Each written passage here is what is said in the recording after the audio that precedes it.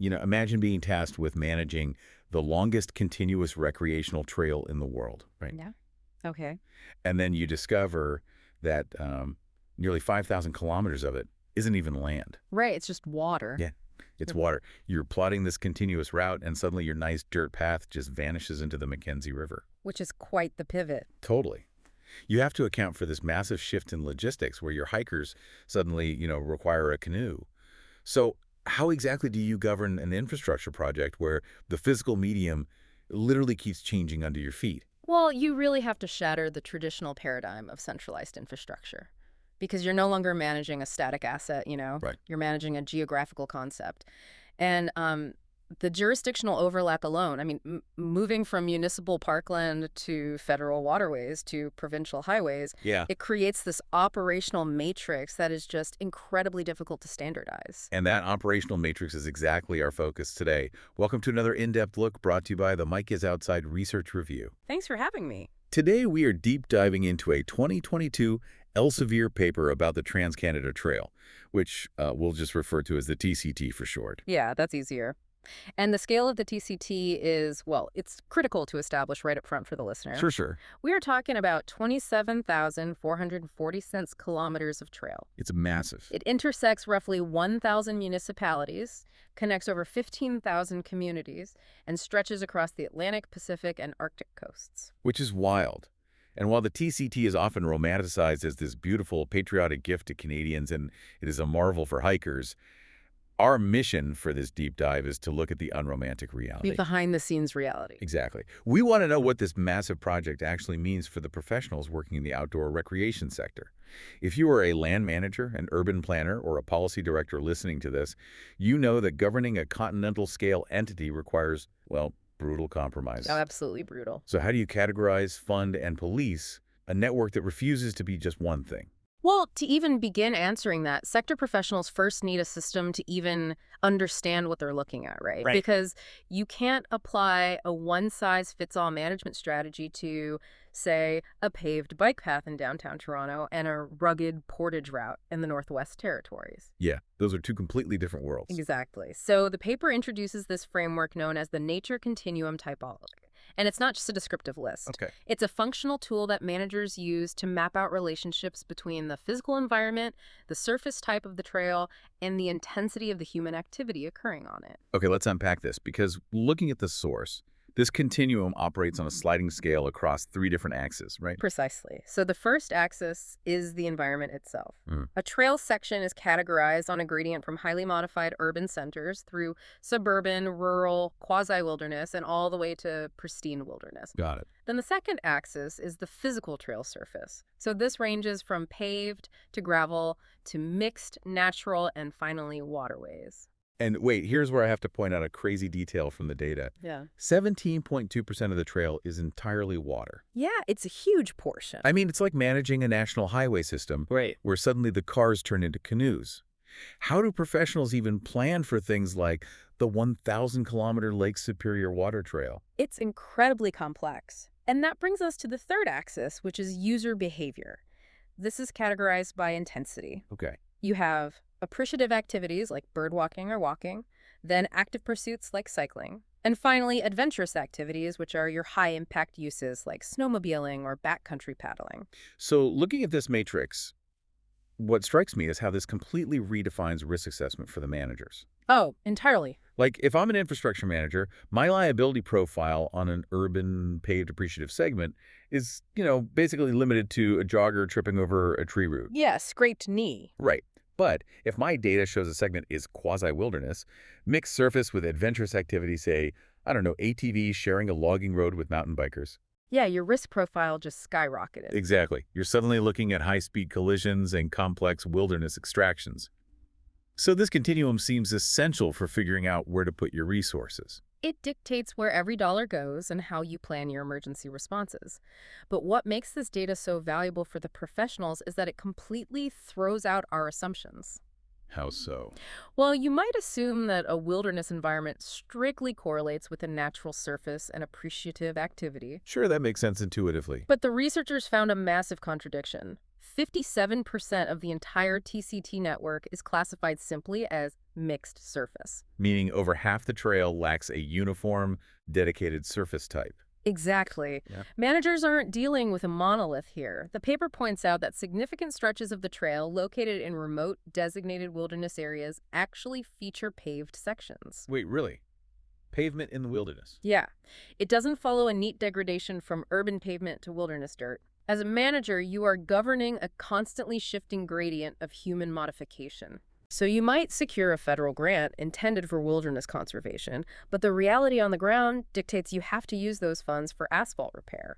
Which brings up a pretty unavoidable question, right?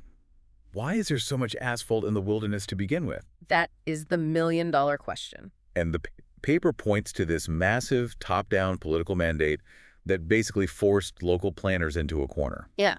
We need to talk about the 2017 deadline. Yes, the deadline is crucial to understand. Because the rush to finish the trail by a specific date created these massive ongoing headaches for infrastructure managers today. The initiative launched in 1992, right? Correct. And the goal was to connect the country by 2017 for Canada's 150th anniversary. Here's where it gets really interesting. To hit that 100% connection milestone, planners had to make some serious compromises. They did.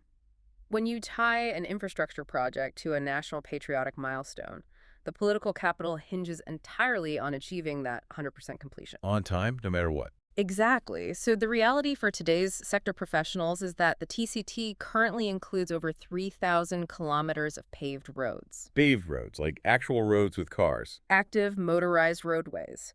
Some sections are literally just highway shoulders. The most extreme example noted in the research is a 940-kilometer stretch of the Alaska Highway. 940 kilometers of highway shoulder. Yeah. You have hikers and cyclists sharing a shoulder with, like, industrial transport trucks. It's incredibly risky. The paper actually cites one expert auger, I believe, from 2017, who argued that allowing motorized roadways on the trail is a, quote, dangerous hoax for a greenway. Yeah, that's strong language for an academic review. Very strong. Yeah. But it highlights the friction between the marketing of the trail and the physical reality. So here's the critical professional question. How do managers fix this? It's not easy. If they couldn't build actual trails back then, how do they maintain these dangerous sections now? Well, for the current generation of trail managers, their primary mandate is remediation. The long-term goal is to systematically zone and phase out these highway shoulders for actual greenways. Okay, but building a dedicated greenway takes years of environmental assessments and land acquisition, doesn't it? Years and billions of dollars. The operational hurdles are just staggering. In the 2015 to 2016 fiscal year alone, management spent roughly $15 million just on construction. Just for a fraction of the network. Right. And it's not just the high costs. Planners face intense pushback from rural residents. Oh, because of land easements? Yes. Rural property owners are terrified of trespassing, vandalism, and the liability of having the public on their private land.